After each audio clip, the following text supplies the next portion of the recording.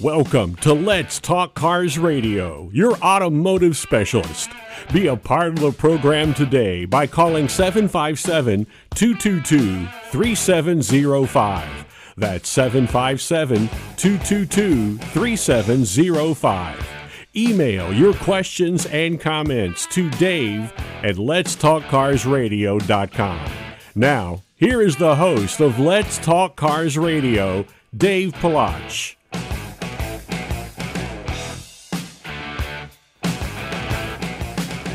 Happy Saturday, America. You're listening to Let's Talk Cars Radio on WKQA Freedom 1110. I'm your host, Dave Palach, hanging out with my buddy Rock and Larry Cobb, and of course, Cameron's doing all our technical work for us.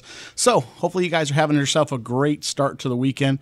It is Saturday. It's a little warm out there where we are compared to what it has been for the last couple of days. So I'm actually in shorts, man.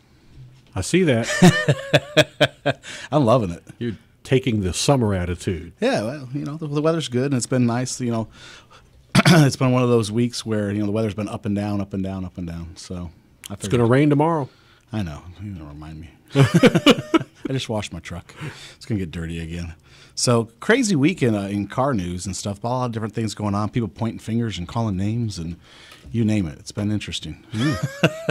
Regular brawl. Yeah, regular brawl out there. So, hey, I want to address everybody. Hey, thanks for checking in with us on Facebook Live. If you guys didn't know, we started doing Facebook Live a while ago. It's been a big success. I did get some of your guys' messages telling me that last week's Facebook Live, something was hanky with it. It wasn't working right.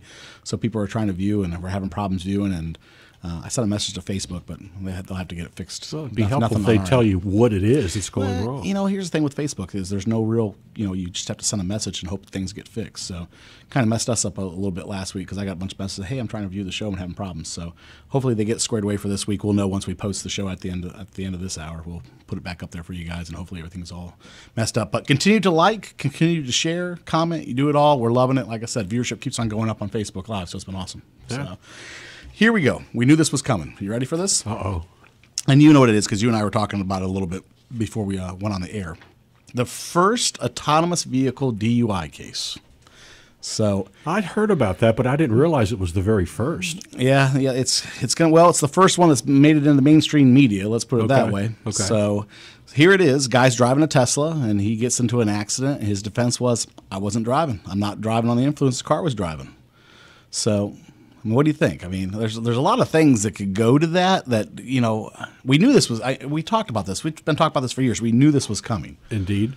I truly believe that this is going to be a huge thing. As the cars take over more and the cars have the opportunity to do more and you are less involved, I think we're going to see more and more of these cases. Right this second, I don't think there is no case because it's technically the car isn't doing everything yet. I mean, you have to put it in gear and you got to get it on the road and get it set up and then push the button. So you did drive the car under the influence, but his defense is I wasn't driving at the time that I was pulled over. I think that it's the way the law exists. It has to be enforced, and every vehicle has a driver.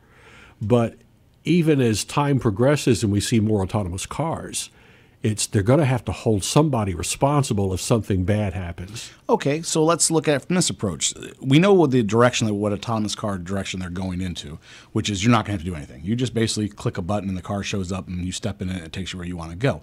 Yep. At that point, are they going to still be able to take the same approach? I don't know, because I would think that they're going to be insistent that if there's a problem, somebody has to be at fault. Well, maybe the car manufacturers. Who do you hold responsible? And that's the biggest question. And Cameron brought up a pretty good response to it, was basically the same thing. He said, you had to, at some point in time, start the car and have control of the car. So since you had to start the car and have control of the car, there's somebody, you're responsible. So, but also, with all the new updates, you have to grab the wheel every 2 minutes. No. And there's ones where you're supposed to, it has to feel that you have a presence. I know what you're talking about. We talked about that about 6 months ago. And the car has to feel a presence to know that there's somebody there that's actually occupying the car for it to continue to work in the autonomous mode.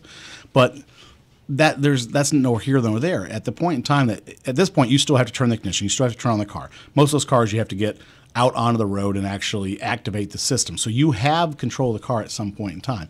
His defense basically is at the time that you decide to pull me over, I wasn't driving the car was driving itself. It's not holding up, obviously, but it poses that question, and we talked about it for years now. What was going to happen when this started to happen, and how it was going to be addressed? So it's just one of the things. Got a call in Chesapeake. What's going on in Chesapeake? Hey, Dave. I got something to put in here, which is that, technically the guy's right. If the officer pulled him over for something that the car was doing, then ticket the car. I mean, in other words, if the guy was actively driving the car and was drunk and he was weaving, or crossing the lanes or something like that, in other words, what was it that the officer actually pulled him over for? He had to have reasonable cause or suspicion that, hey, I got to pull this guy over because something's wrong. And if it was a technical difficulty or the car was actually malfunctioning and making it to do something, now that's where he becomes the driver, and he should have been correcting the car. So I'm not absolving the guy of the problem, but I'm wondering what it was that the car was doing that made the officer, put his radar, get into the idea that, hey, I need to pull this guy over. Something's wrong here. Right. See what I'm saying? Yeah, I had alluded to that, too, to the fact that the car, and then Larry had mentioned, too, if the car had to do something to attract the attention of the police. So the car did something that the police officer didn't like. But at that point in time, you've said it right there in that speech. The car did something. So that's kind of his defense. I mean, not that it is a defense, but he's like, the car did it, not me. Since he is the licensed driver, if the car makes a mistake, say you're driving an autonomous vehicle, and we've had this situation before where the car has gotten into accidents. Usually somebody else runs into the vehicle, but the person who is occupying that vehicle, who is the licensed driver, should have corrected the mistake before it became an accident. Should have corrected the mistake before it was a moving violation that an officer would have said, hey, I got to pull this car over. So I understand that point. When it comes to DUI, I have a whole bunch of issues, and I'm sure your previous co-hosts would have issues with saying what is it that would even, the limits for what somebody would be under the influence of is completely ridiculous, because numbers don't say how inebriated somebody actually is or incapable of operating a vehicle. I mean, you can get somebody to have a drink and they have no business being behind the wheel. You get some of these people who were functional alcoholics that they never get pulled over, but technically, yes, they couldn't pass a breathalyzer. So there's the whole issue about that. But I mean, you could put the Tesla S does not have a port for putting a breathalyzer into it to decide if the cars had too much alcohol. Not yet, but that's one of those things they've been talking about. They've actually been talking about doing breathalyzers in cars where the car won't turn on if it detects that you've been drinking.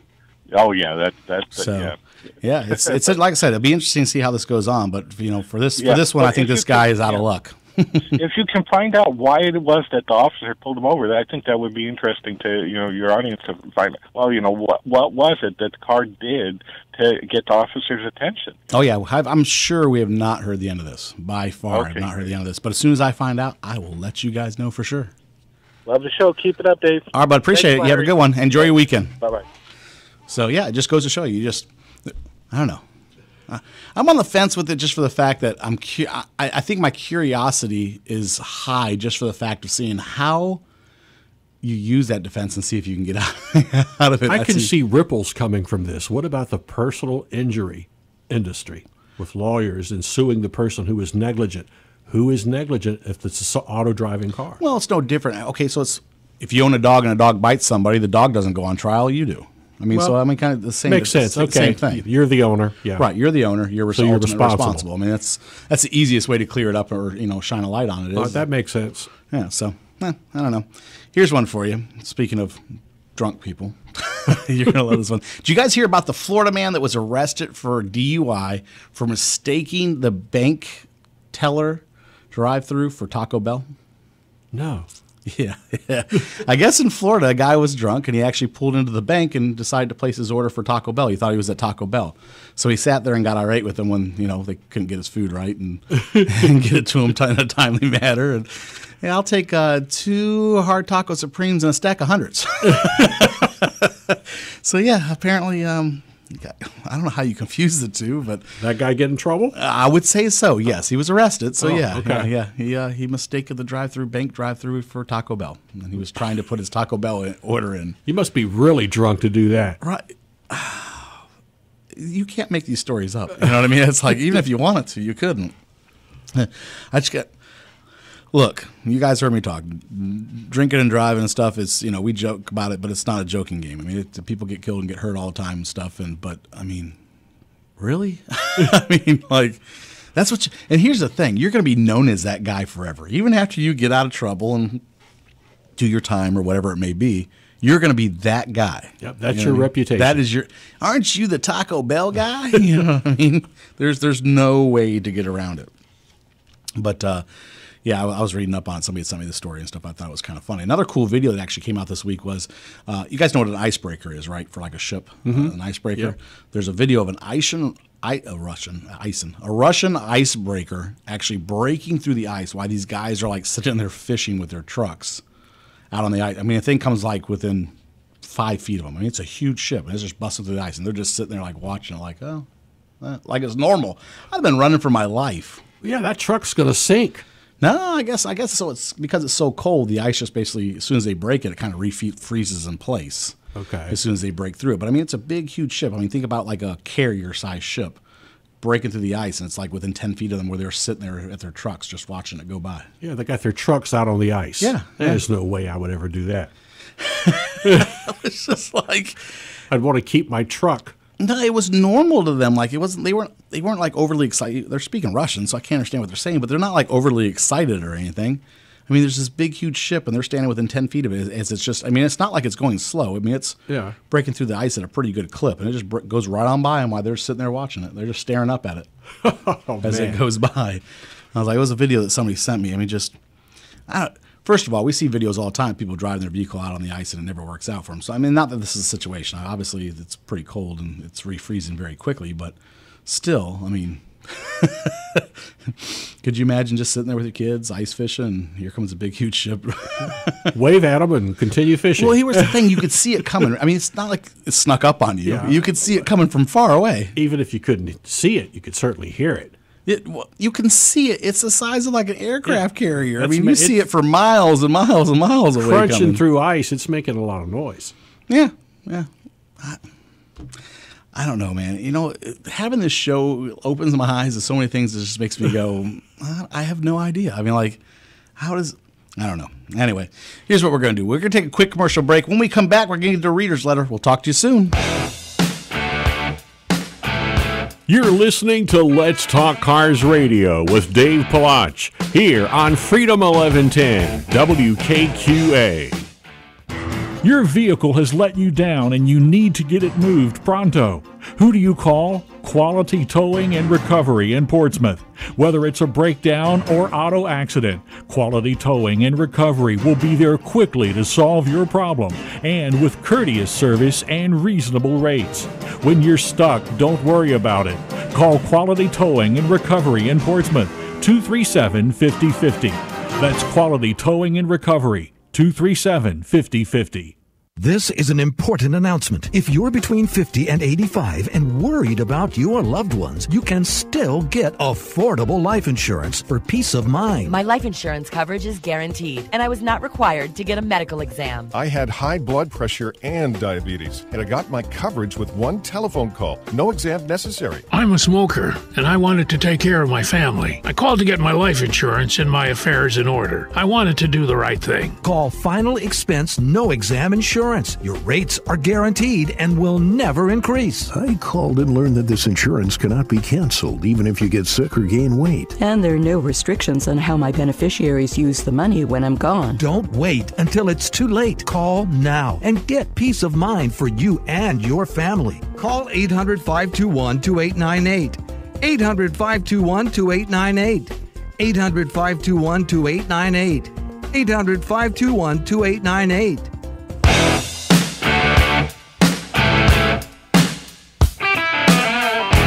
Welcome back to Let's Talk Cars Radio, your automotive specialist. Call into the program now at 757-222-3705. Now, here is Dave Palach. Welcome back, America. You're listening to Let's Talk Cars Radio on WKQA Freedom 1110. I'm your host, Dave Palach. And before we went to commercial break, we were actually talking about icebreakers and ice fishing. So Larry decided we're going to go ahead and get our fishing poles and have at it. Yeah, right. Not around here. No. You know, I was out by the property over the week and stuff. And I noticed the ditches were still frozen. Some of them were still frozen over, even with it being as hot as it was. I'm surprised. That usually goes away pretty quick when you've got temperatures in the 60s and 70s. Well, no, there's still big pushes of ice around. If you look around some of the parking lots, there's still stacked up ice in some of the parking lots that hasn't melted away yet. It's amazing to me, even with this, warm as it's been, some of the parking lots still have pushed up ice in the parking lots. I guess it must insulate itself or something when you've got it all stacked up. Yeah, it could be. So I got a reader's letter. Here we go. Dear Dave, so I bought a work car that needs a little work. Work car that needs a little work. Go figure. Aside from the CV axle is bad, the rear passenger door is stuck closed. I think there is something broken inside, but it's closed. I think he meant it's in the closed position. Is there anything I could do to get it open? Just in case it matters, this is a 2005 Toyota Corolla, Dustin in Norfolk. You ever had this happen to you? No, but if I did, I'd get my screwdriver out. Well, here's the thing: if it's in the closed position and it won't open, I've had this happen to me, and so I kind of have a little bit of advice I could probably give them on it. There's no way really to get it open. It's closed. It's stuck. The handle doesn't work to open it from inside or outside. So how do you get it from the closed position? What would a professional do? I can tell you how I got into it, and it took me some work. I actually took a die cutter and cut the door panel, the inside door panel off. Is what I had to do. I actually had to cut the inside door panel loose of the car and pop it off and get it out, and then go inside the door to the point where I started unbolting things so I could actually get the latch undone to get the car to open up. Wow. That's about the only real solution to be able to get in, because the model car that I had, the door panel was blocked. Once the door's closed, the door panel extended, further than where the opening is. So there's no way to get to the bolts to unbolt the door panel. So I actually had to take a die cutter and actually cut the door panel in half, and I had to buy a new door panel for the car. So you had to replace the whole panel then? Yeah, I had to replace the, well, once I got the door open and then fix the mechanism on the inside that broke, I had to actually order a whole new door panel in. So, Dustin, not to give you any bad news, but that may be your only solution. If you can't get the door panel loose from the inside, and if, even if you try to go inside and try to, slide down into the door and try to get the door, to work, most of the time that won't work either. You're going to have to go from the inside and probably open the door up from the inside by remove the door panel or cutting the door panel out of your way to get to the mechanism. And then if the mechanism's jammed, then you got to take the die cutter and cut the mechanism too. Ooh, I don't ever want to encounter that. I did this on a Nissan. I had a Nissan that did this to me. And it was one of our... customer brought it into us, and it was the only way to get to it. There was no other way to do it. We had to literally cut the door panel off. And then I think I remember correctly, I actually had to cut one of the bracings to the door, too, because we couldn't get into the backside of the mechanism without cutting it out of the way. So then it required some body work as well. Boy, that sounds like an awful lot of work. Yeah, it was... Tedious work at that. It was. It was a full-day project on that car. So, yeah, Dustin, I wish I was a little bit more help to you. If it's something that you don't want to tackle, as you hear me always say, go ahead and take it to one of your local auto shops that you trust and let them go ahead and see if there's anything they can do for you. If you don't have a local auto shop you take it to, now's the way to meet a new friend. Find one that you trust and take it to them and let them do the work on it. But, yeah, it's... the situation for us, it sucked. There was no other way to put it. It was horrible. That would be a pricey repair, would it not? Yeah, we had to charge some good money for it because a lot of labor and the parts. Yeah, well, in the end, we actually ended up replacing the door on this car, put a new door in it, and then had to have the door painted. Yeah. So it was a lot of work. That was the only way to solve it. That was it. The mechanism was so broke that even once we got the door panel off and try to cut away to get the mechanism, there was just nothing you could do. I would just leave the door locked and not use it. Yeah, but in certain situations, they won't pass inspection. Can't get out the door. Huh. I didn't know that was part of the inspection routine. Some of the inspections and stuff, you have to be able to exit the doors. Doors have to work. Man, I did not know that.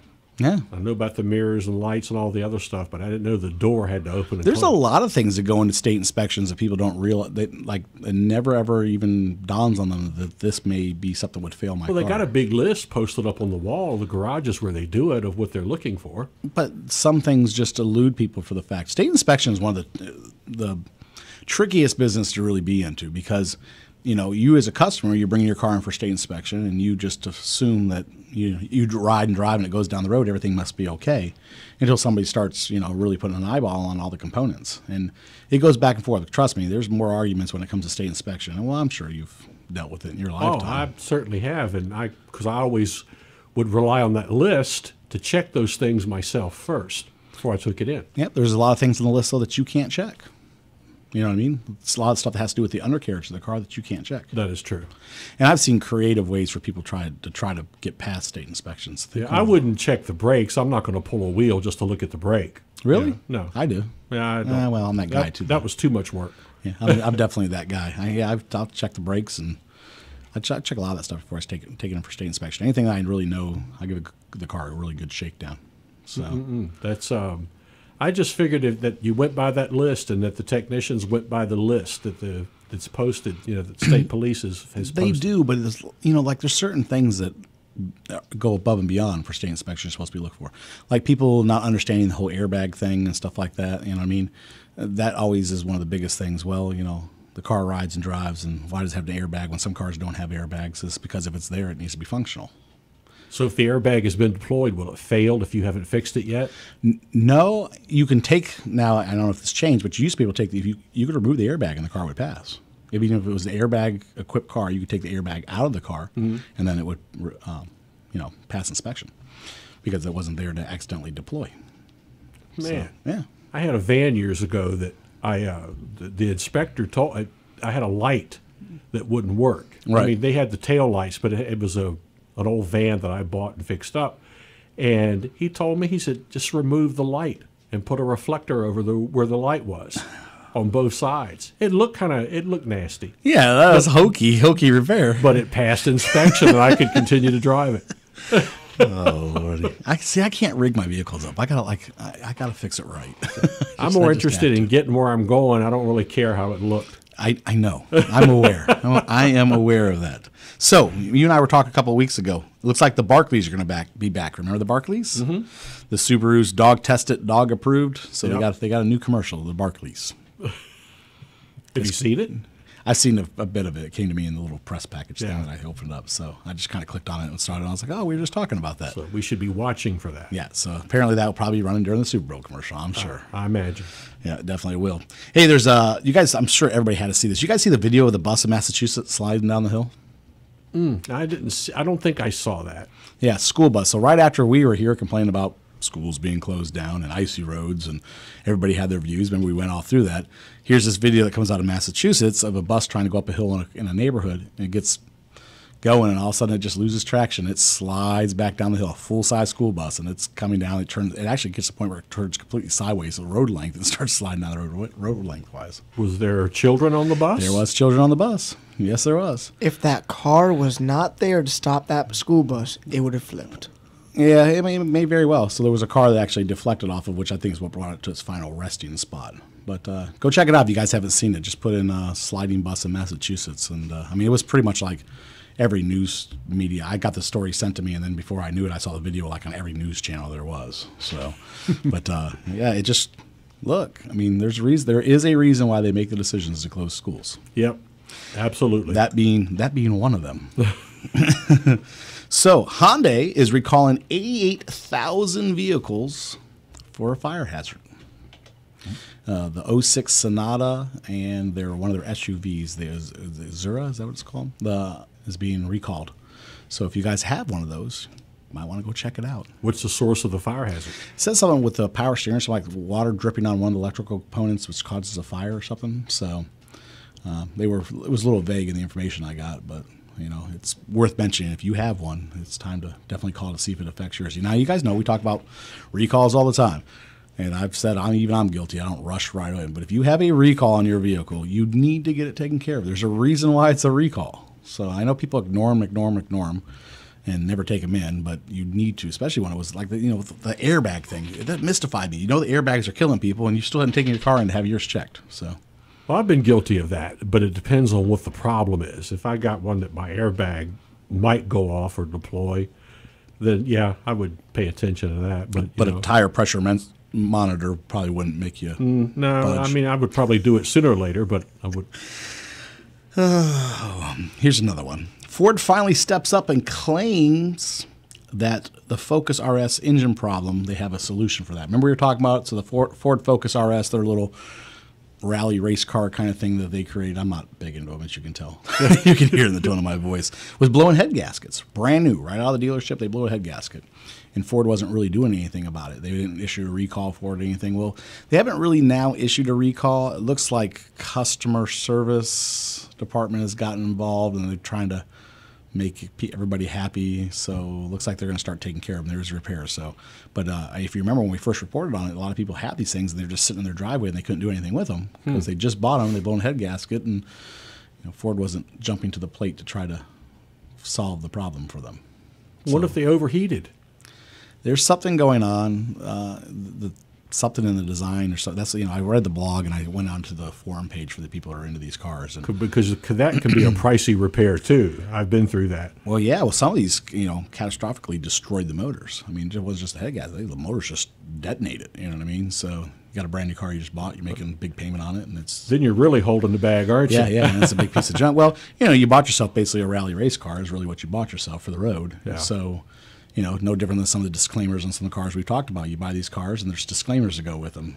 We're not responsible if the race car we sold you blows up.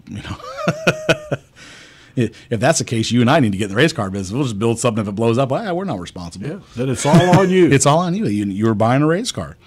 So, stranger things. I read some of these stories, and I'm just like, I don't even know how you even try to step away from things. If you have a product, you put it out there, and it's a bad product, and it's causing people problems, and you just go, yeah, we'll get around to it when we get around to it. But we know Ford's notorious for that because remember the Ford truck problem? Oh, yeah. With the 2010. We went all through that. 2010, the F-350.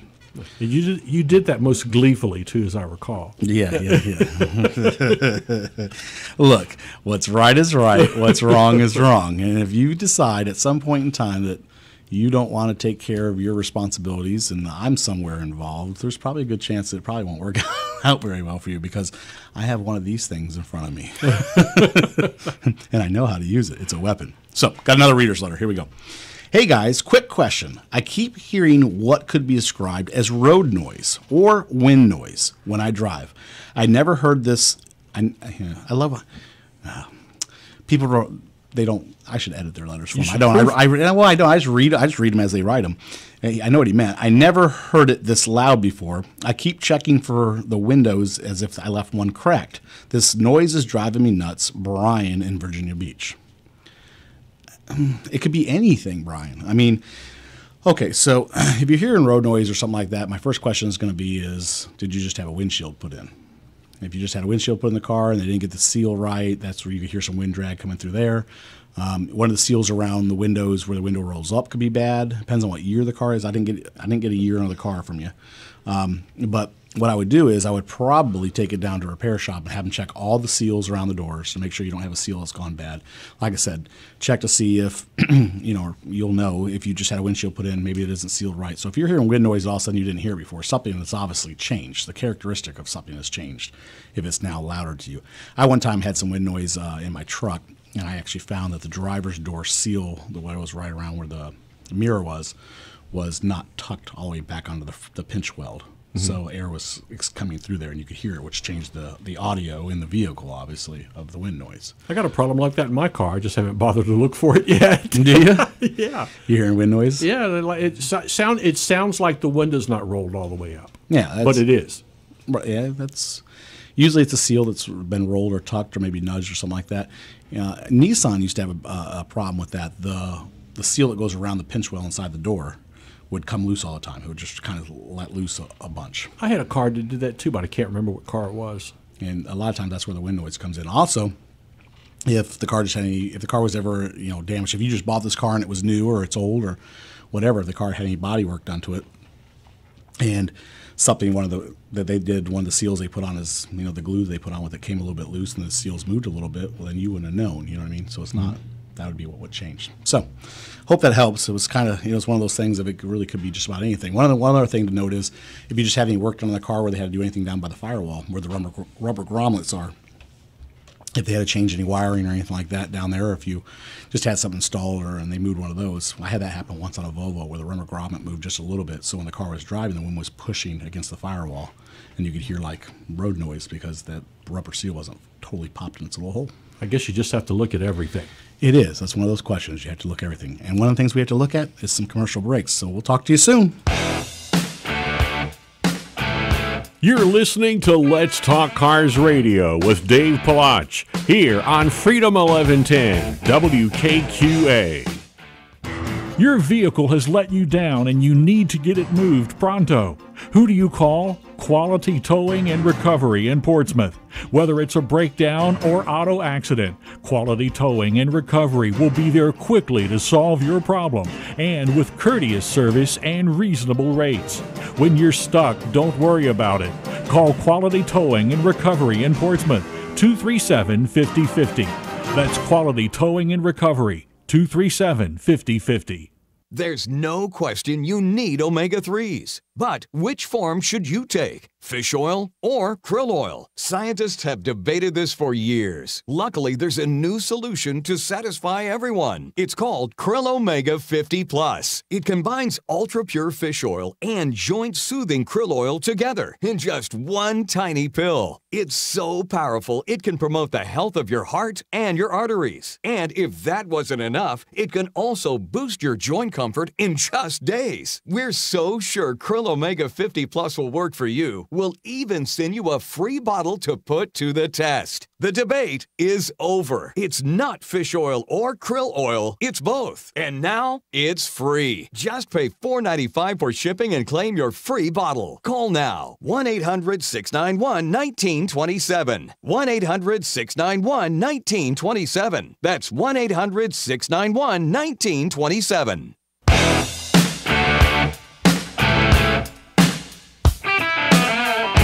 Welcome back to Let's Talk Cars Radio, your automotive specialist. Call into the program now at 757-222-3705. Now, here is Dave Palach.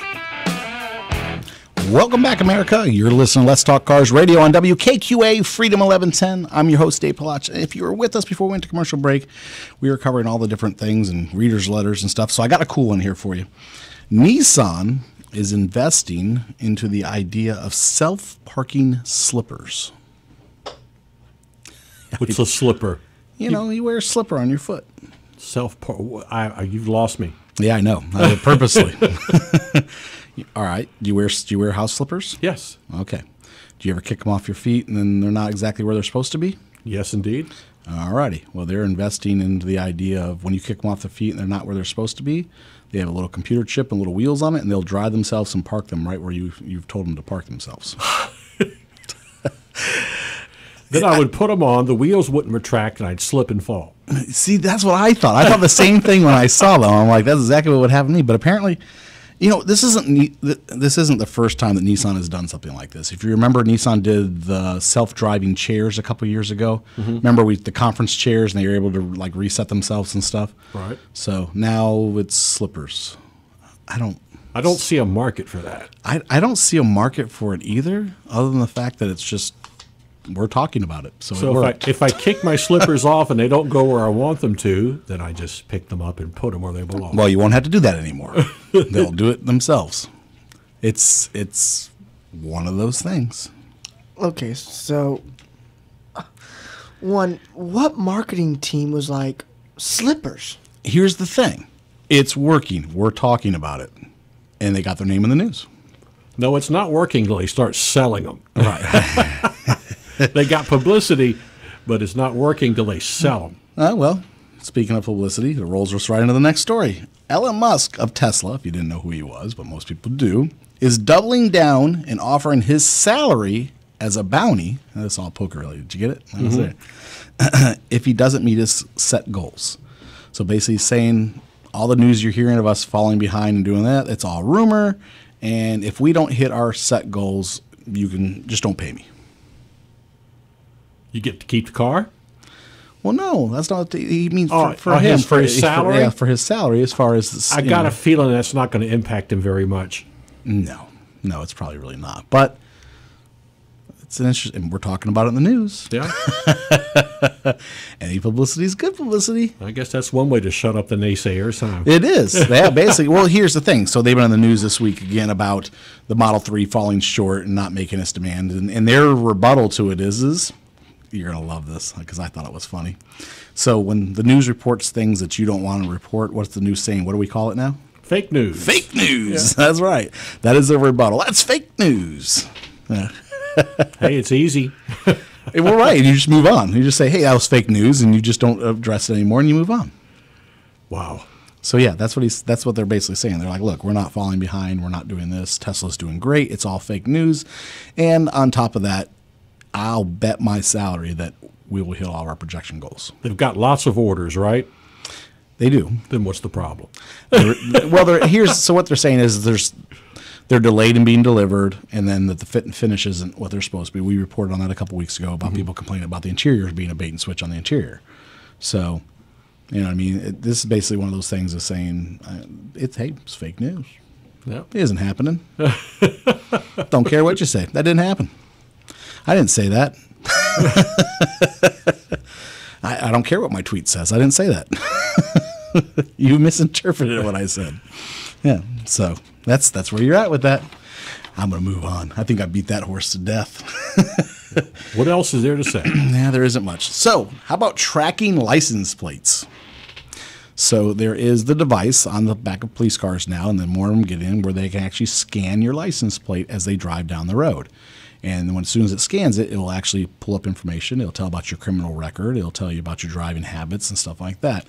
There's a lot of complaints on this that says this is an invasion of privacy because now you're going to profile and you're actually going to start tracking me for reasons that you shouldn't be. What do y'all think? I think that's a moot point because anybody can look at your license plates just because they're looking for them. I don't see anything wrong with that. Well, here's the thing. I can look at your license plate, but it doesn't tell me anything about you. That's true. You don't have access to the database like law enforcement does. That's right. But now so their complaint is basically as they drive, it's just going to record the license plate, where it saw the car, and hold that in memory. Okay? So and they say, well, if it's for a fugitive, if we know the fugitive, we see the car and it's parked on the side of the road, it'll pull up the plate, it'll tell us that car's registered to that fugitive, it's help us track people. But what about people that have no reason to be tracked? And now it's going to tell you about their movement every time it scans your car. So if you go to the doctor and you go to the grocery store and then you eat at this certain restaurant and it keeps on pinpointing your car regularly at those spots, they can hold that information. Now they have information that's data use about your movement and what things that you do in life. It wouldn't bother me. It wouldn't bother me because I don't care who knows where I'm going. Yeah, a little bit of invasion of privacy, though, to a certain degree. I mean, now, okay, would it bother you if they're taking that information and now selling it to telemarketers that are actually going to use that to market you? That would bother me, yes. Okay, so I would think that would be the intention eventually. If you're storing all that information, that's vital information. You could take that But that's been going on forever in all kinds of areas. Well, it is, and when you and I talked about it, so the smart cars, and that's actually in the news this week, too, so we'll get to that. But there's a reason for holding that information and what people are actually worried about. And so it does kind of go hand in hand. We're going to get to it, but I gave that story first because I wanted to see what your response was because it's going to go to another story later on here in the show. Okay. So you hold that thought, and you see what you think. Did you guys see the shootout in Florida? The video of it? No. Man, you missed some great videos this week. In Florida, there was a shootout at a stoplight, all caught on dash cam. Car's in the stoplight, another car pulls up, the guy just starts randomly firing into the car. Like a regular person versus a regular person? Yeah. All caught on dash cam. Anybody get killed? No, but there was kids in one of the cars that were being shot into. Yeah, it's. I wondered if it continued when the police showed up. Well, basically, the report that I got when the media feed come through was, if you think the Old West shootouts are done and over with, you're wrong. I mean, because this is literally like something like that, except just modern day. I mean, he just pulls up and the guy just starts firing into the car and then drives off. I wouldn't want to find myself in that kind of position. I wouldn't want to be the cars that were stuck in between because it's not like they were side by side. Where can you go? Yeah. Talk about seeing weird things at traffic lights. So I saw the weirdest thing the other day. I'm at a traffic light and the light is red, and all of a sudden 3 people jump out of the vehicle. They pop the back trunk lid, flip it open. One person grabs the gas can out of the back, throws the gas cannon into the thing. One's holding it while the other one's got his hand on it. The woman comes out the passenger side. She's running around the vehicle. I don't know what her purpose of being out of the vehicle was because she wasn't really doing anything. She was just running around in circles.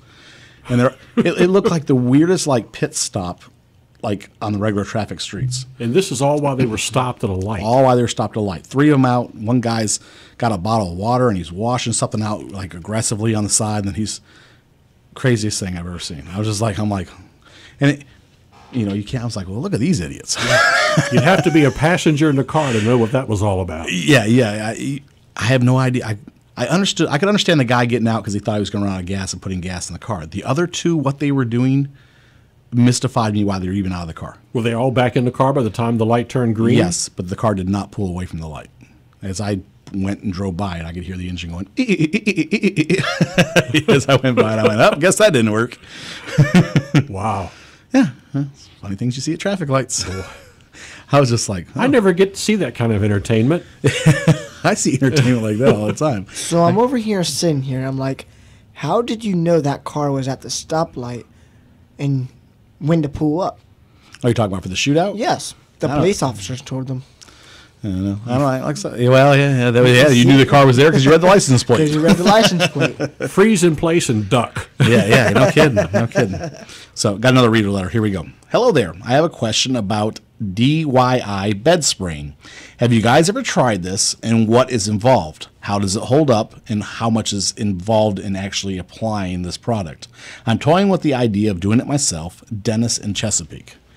I have never tried to do a bed liner myself, Dennis, ever. It always looks like a really bad idea to me because it's just so gooey, and there's so much. Look, once that stuff dries, it's not like you're getting it off very easily. And if you're a novice, what's that going to look like when you're through? Yeah. Now, I have used the spray-on bed lining products, the do-it-yourself. I never did a bed with it. I actually lined an off-road vehicle, the undercarriage of an off-road vehicle with it, and it went pretty easily. Now, with that being said, it went easily because I didn't have to worry about hiding any of my mistakes if I made any because it was underneath the vehicle. It's not like you were going to see it every day. Basically, what I did is I did a Rhino line, and I brought it. I did it on a Jeep, and I did the whole undercarriage of a Jeep that was made for off-road, all the wheel wells and everything, and then I carried it just a little bit up the rocker panel. So the rocker panels, they usually get tore up on off-road vehicles. It protected that a little bit better. Mm-hmm. And it came out great. It was an easy product to work with. I had no issues with it.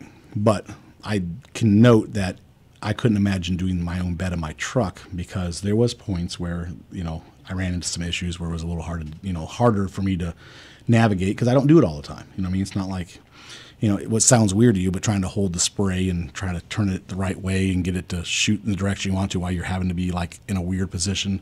I don't do that every day. That's something somebody does, that's their profession. It sounds to me like that's something that's probably better left to a professional that does it on a regular basis. I would think so. That would be my personal opinion. I'm not discouraging you from trying to do it yourself. I realize there's a lot of do-it-yourself products out there that people do, and I'm sure they're great products. But I can tell you that, from my experience of just doing the undercarriage of a vehicle and doing the wheel wells and all that kind of stuff, I could see where it could be challenging if you made a mistake doing the bed of your truck that you would not be able to reverse. So that would be my only concern. Or at best, it'd be very costly to reverse. Right. Well, yeah, it could be. Let me take that back. It could be reversed. I mean, money speaks. For a price. Yeah, for a price, you probably could have fixed it. So I would say, Dennis, if you're ambitious enough, by all means, go ahead and give it a shot. But, here's one thing that I will note. For the cost of what I spent to do it myself, do the undercarriage and stuff, by the time I was all said and done and happy with what I did, I was getting close, not real close, but getting close to probably what I could have paid somebody to do it and doing it myself. So, that's a side note just for anybody out there that's thinking about doing that. Then that happens with a lot of stuff. A lot of the do-it-yourself stuff. There's certain things you can do and you can save yourself tons of money, but there's a lot of things that people try to do themselves. And by the time they get done with it, said and done with everything, they're close to what they could have paid somebody to do it that does it professionally. So just something to keep in mind as time goes on. And the time has gone on. It's time for another commercial break. We'll talk to you soon. You're listening to Let's Talk Cars Radio with Dave Palach here on Freedom 1110 WKQA. Your vehicle has let you down and you need to get it moved pronto. Who do you call? Quality Towing and Recovery in Portsmouth. Whether it's a breakdown or auto accident, Quality Towing and Recovery will be there quickly to solve your problem and with courteous service and reasonable rates. When you're stuck, don't worry about it. Call Quality Towing and Recovery in Portsmouth, 237-5050. That's Quality Towing and Recovery, 237-5050. Why have thousands of aspiring authors teamed up with Christian Faith Publishing to publish their book? Because Christian Faith Publishing is an author-friendly publisher who understands that your labor is more than just a book. We provide authors freedom and flexibility throughout the publishing process, professional book editing, award-winning design, and some of the highest royalty structures in the publishing industry. And as always, you will retain 100% of the rights to your book. I was looking to find a company that I could trust, one that assisted in the editing process completely. The most important qualities that I was looking for was a publisher who was honest and upfront, no hidden costs or fees, and owning the rights to my own work. Christian Faith Publishing will publish, market, and sell your books in all major bookstores, online booksellers, as well as specialty Christian bookstores. Call for your free author submission kit. 800-607-0665. 800-607-0665. 800-607-0665. That's 800-607-0665.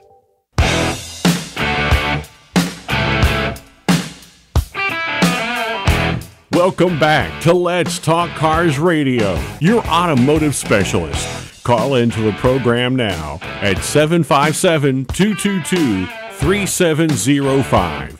Now, here is Dave Palach.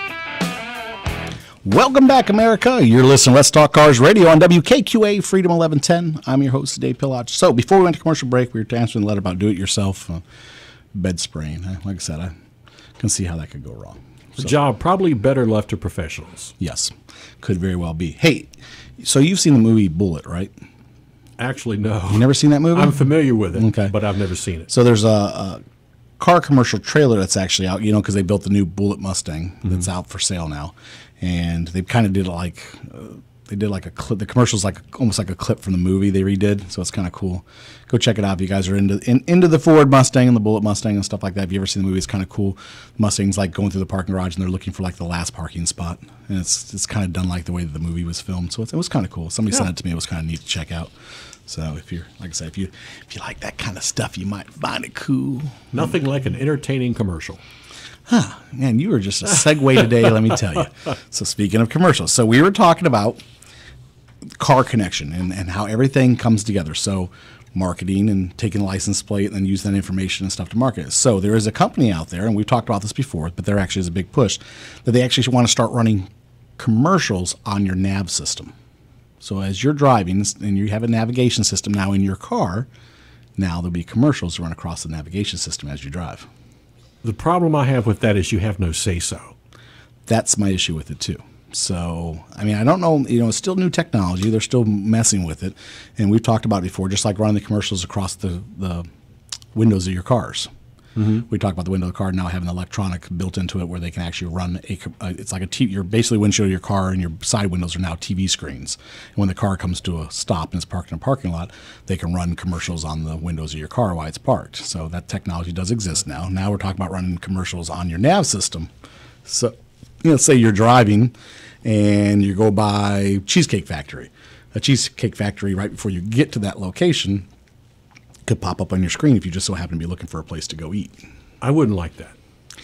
The technology is a great thing, people. Don't get me wrong. I've said it. Technology is great. But some of this stuff is just like, what? I mean, at the very least, there should be a setting where you can opt out. Maybe there will be. I mean, it's like I said, it's so new that nobody really knows exactly how this is all going to work out. But this is some of the stuff that we are facing that is coming our way that people are looking at that's real. So, well, think about it. You kind of have something like that now. If you have a newer car and you have the radio, it scrolls and tells you the name of the radio station and the song that you're listening to and other little tidbits that scroll on the screen now on your radio. That's true. RDS is what that's called. Yeah, so, I mean, that's, you know what I mean? It's kind of the same thing to a certain degree. Yeah, but it's not in your face. But it's there. Well, your nav system isn't like right in your face. It's off to the side, just like the radio is. But it's a bigger screen than your radio dial. Same thing, though, in comparison. It's giving you information about either the station or the song you're listening to.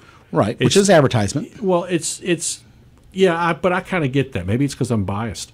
It could be. I mean, it is still advertisement. I mean, if you think about it, like I said, I thought about this carefully. It still is, I don't know, it's still marketing. It is. So in the end, that's what it is.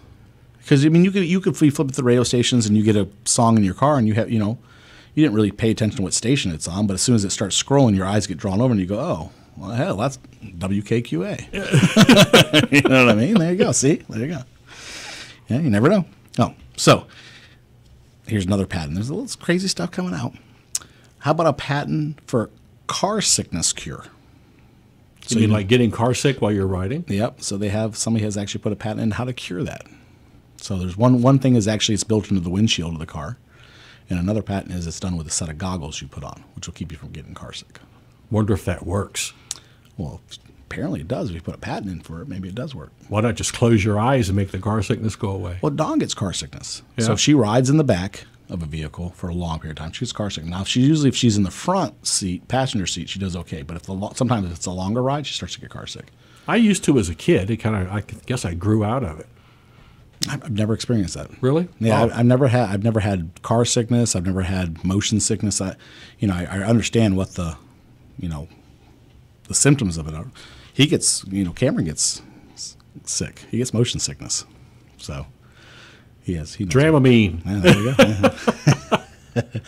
go. So, answer the question we talked about a couple weeks ago. Danica will wear the GoDaddy logo for the Daytona 500. Oh, wow.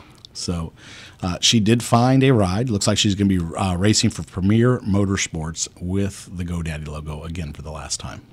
So, everybody who were naysayers said that was a publicity stunt. Guess it wasn't. She's got a ride. GoDaddy believes in her, huh? Yeah, somebody believes in her. I've always liked her. I've always backed her. I have too. I've always backed her because I like the underdog card. I just always have. I've always liked the underdog card, and it works very well. So, yeah, we'll see what she does. But as Maddie Ryan used to say, she just can't drive. She does say that. Yeah, she does say it. Well, she won't have to worry about it. When Maddie gets up to the NASCAR level, she won't be around anymore, and they won't have anything to argue about. So there you go. Maddie can say whatever she wants now. Yeah, Maddie will take her place, and she can drive. Yeah, she can drive. You're right. She can drive. Well, that's absolutely true. That is a true statement. So here is another weird one if you guys have not heard this week. How about paying a congestion charge for driving? Have you heard about this? Aren't they kind of doing that with the HOV lanes that going to the base? Kind of, but this is a little different. Because the toll increases as congestion increases? Yeah. Is that what you're talking about? No, it's close, but it's not. So congestion charges, they're looking at the idea of doing a congestion charge in New York, in the Manhattan area. So once you get inside like a geo-fenced area, if you bring your car into that area and you have basically probably just like a VDOT pass, same thing, it's like $11 to drive your car around in that area.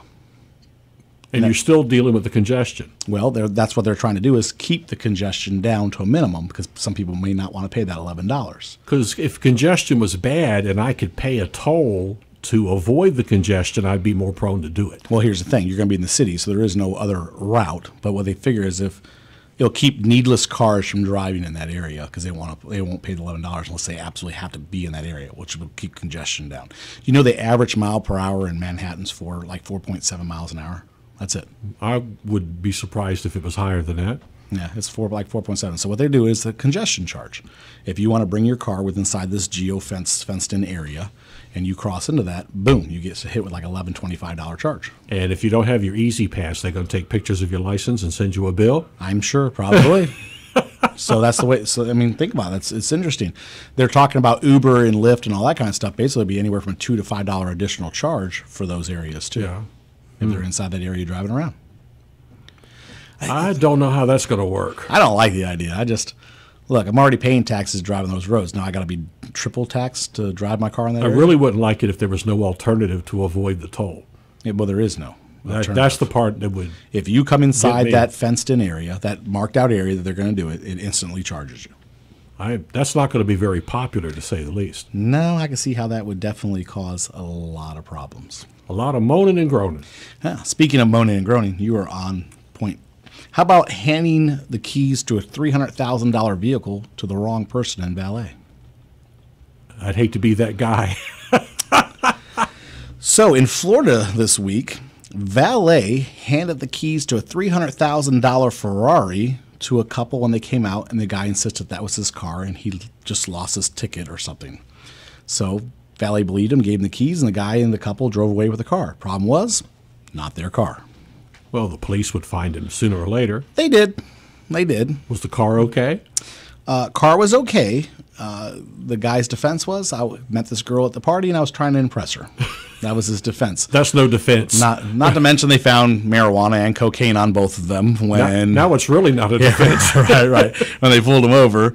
And the car belonged to a lawyer on top of that, who is now suing the hotel for turning over the keys to his car to people that didn't belong because he says it has devalued the car. Well, yeah, I think he's got a point. Yeah. Well, he's a lawyer. I'm sure he's got a point. So that's what's going on there. Could you imagine? I would still say I would just hate to be the valet that handed it over. Oh, yeah. I'm sure he's probably looking for He a doesn't have valet a job now. I'd say he's probably looking for a valet job right this second. I would absolutely imagine so. So here's another weird one for you. Now, you know what a Mach 1 is, right? Mm-hmm. Okay. Ford's thinking about using the Mach 1 on a truck, the name Mach 1 on a truck. I'm not a huge Ford guy when it comes to trucks. We know I love my Chevys through and through, but I coined the phrase. I have a phrase. I talk about all my friends because my friends, they believe in getting Dodge on their hands and they drive Fords, and I love them because they're still my friends. But I couldn't figure out what to call them. I have coined a phrase for it. And it is? My manufacturer challenged friends. That's good, isn't it? Yeah. All my manufacturer challenged friends. That's what I'm calling. But it's a mouthful. It is, but it fits. It fits very well. It's accurate, yes.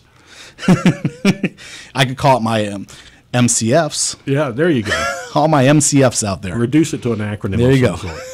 So, yeah, they are actually talking about putting the Mach 1 badge on a truck, and I am one.